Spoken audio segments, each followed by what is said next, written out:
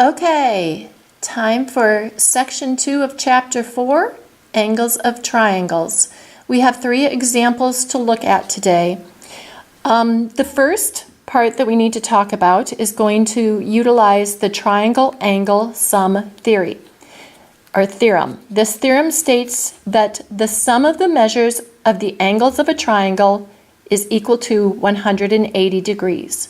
And we saw this last section with our equiangular and our right triangles and our isosceles triangles. When we were looking at the angles in those triangles, they added up to 180 degrees.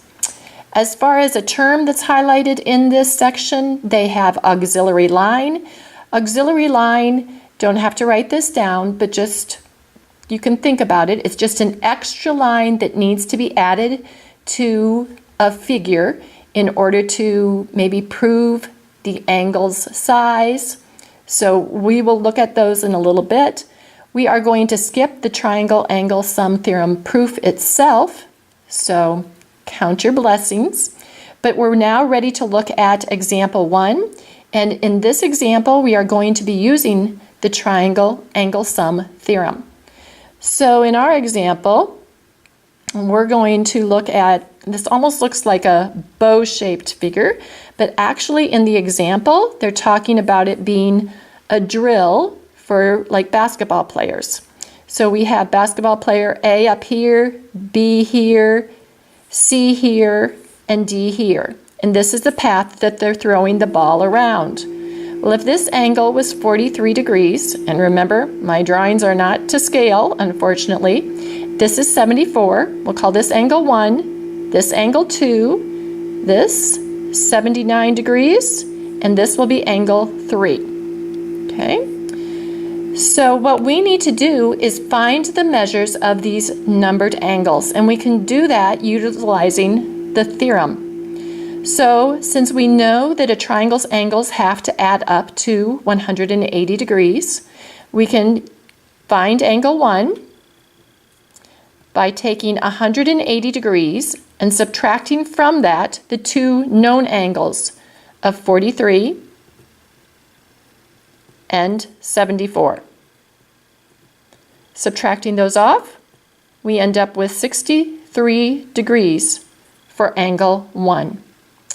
When we look at the figure, angle 1 and 2, we see a relationship between those. They are vertical angles. So angle 2 is also 63 degrees.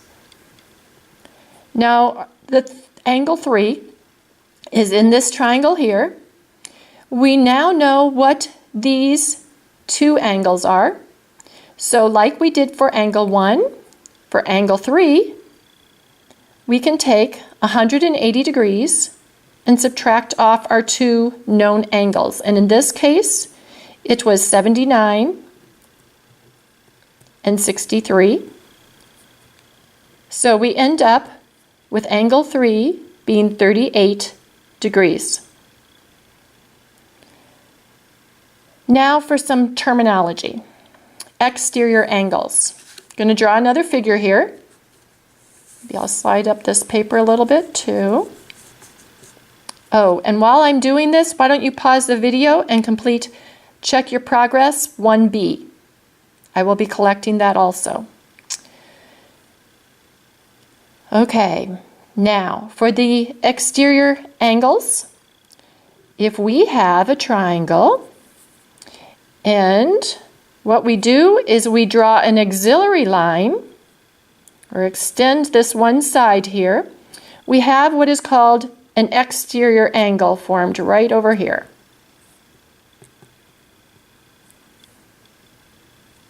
Now this exterior angle is on the outside of the triangle. So remember, exterior, outside. What the next term is remote interior angles. And here, on the inside of our triangle, interior is inside, we have 2 triangles. They're not necessarily congruent, so I'm drawing the different arcs in them. But these are remote interior angles because they are not adjacent to our exterior angle, and they're on the inside of the triangle. Let's even call these A and B. And then we'll call this vertex over here C. So we have another theorem, the exterior angle theorem, which states the measure of an exterior angle, so this angle here, of a triangle is equal to the sum of the measures of the two remote interior angles. So if we were to put that in a symbol form, we'd have angle A plus angle B equals angle C. This section also talks or demonstrates what a flow proof is. We're not going to have you create a flow proof, but if you look on page 246, you will see a flow proof. So just so you have an idea what it is. What we are going to do is look at example 2 and use the exterior angle theorem. So I'm going to draw my figure here. These figures that I give you are not in the book. I just want to give you another example. They're in the teacher's edition, so I'm not making them up in my head. We have triangle, well, we have a point up here, F, and then we have triangle LOW. And they say this is a flower bed. And they say the exterior angle, its measure is 2x minus 48 degrees. And this angle O is x degrees, and this angle W is 32 degrees. And they want us to find the measure of angle FLW. So this is what we are trying to find, angle FLW, that exterior angle. We know, using this theorem, that an exterior angle is equal to the two remote interior angles. So we can set the 2x minus 48 equal to x plus 32. To solve this, I'm going to move the x over to the left side, so subtract x from each side. Crossing off the variable then on the right, I'm going to add 48 to each side to move that whole number over so we have the whole numbers together. And then combining these, 2x minus x is x remains on the left side, and on the right side we have, let's see, 80. So x equals 80. But the question is, what is a measure of angle FLW? So at this point, we take the x, and I'm going to slide my paper up a little bit. We take x, our 80, and we substitute it in to the equation or the expression that represented our exterior angle. So 2 times 80 minus 48, and then we solve this, and we have, let's see, 160 minus 48, which is going to equal 112. I'll just write it over here, 112 degrees. All right, now please complete concept check or check your progress number 2. And I'll work on getting the next section ready, but pause the video until you're ready to proceed. Okay, next we have 2 corollaries. And these are, the first one, the acute angles of a right triangle are complementary. So let's draw in, oops, you're not going to see it there. My paper over a little bit. If I draw a right triangle,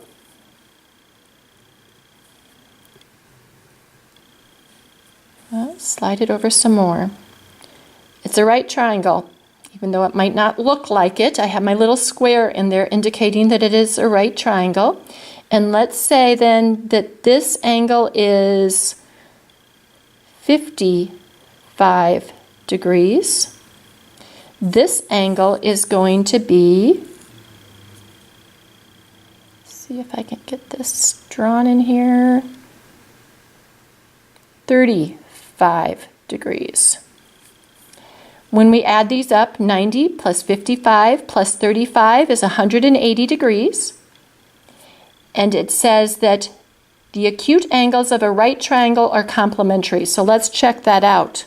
Complementary, if you recall, means that they add up to 90 degrees. So yes, these do add up to 90 degrees. And it makes sense. If the angles have to add up to 180 degrees, and you always have a right angle, 180 minus that right angle of 90 is always going to leave you 90 degrees that the two other angles have to add up to. Let me scooch that over a little bit more. Okay. The next corollary is there can be at most one right or obtuse angle in a triangle. And let's go back to this figure. If this angle is 90, if there was another right angle in it, there wouldn't be any degrees left for your third angle. And if this angle was larger than 90, like 100 degrees, if you take 180 degrees and subtract off the 100 degree angle, that only leaves you 80 degrees to work with. So that was corollary 4.2. Next, we are going to look at example 3. Let me get my paper back over here. This might take up a little bit more room, but let me draw the figure.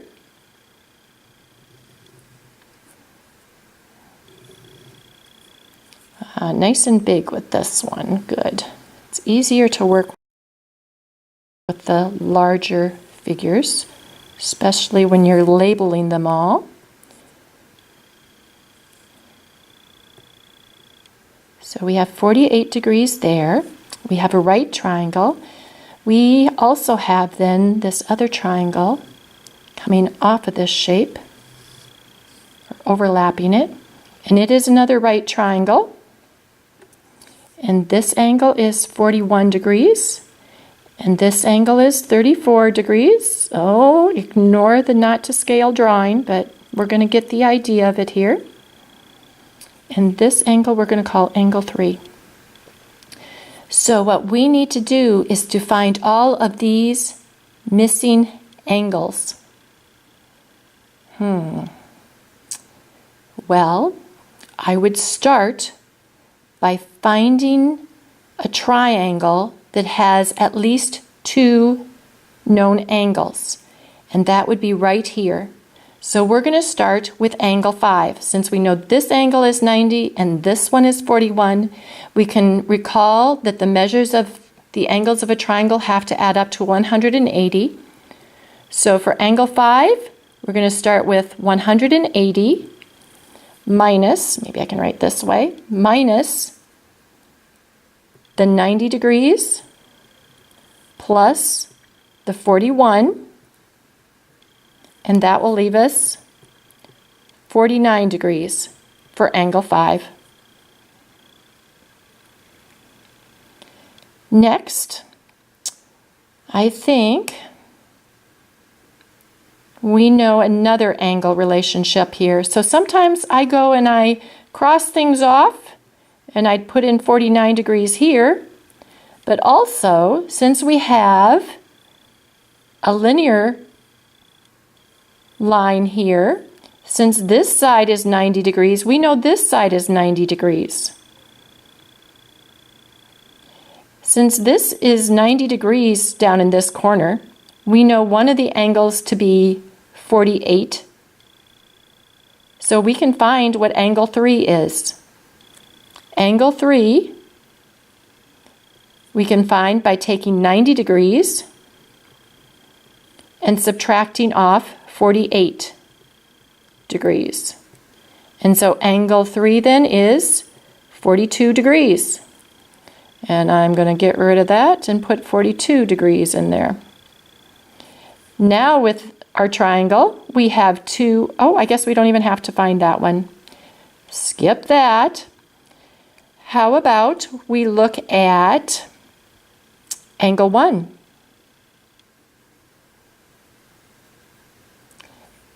Or maybe we need to do another one first of all.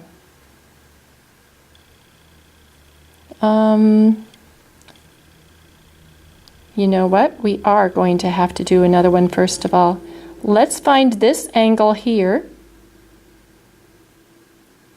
So if this corner is 90 degrees, then our 90 minus our 34 have 56 degrees down here. And we can find out what this angle is right here. It is a vertical angle with 1. So I'm just going to find another one here. So it's an unnamed one, but 180 minus our 42 and our 34 is going to be 104 degrees. And since this unnamed angle is a vertical angle to angle 1, we know that angle 1 is 104 degrees. And we can see that angle 1 and angle 2 are complementary. Or not complementary, sorry. They are supplementary. Supplementary means that they add up to 180 degrees. So we can take 180 degrees and subtract off our 104 degrees, and we end up with 76 degrees. Since angle 1 and angle 2 are supplementary, combined they form 180 degrees. Lastly, we have angle 4. So in this triangle down here, we now know that this is 76 degrees. We know that this is 104 degrees. But we have 2 known angles in our triangle, so we can take 180 degrees and subtract off the sum of those 2. So 76 plus 56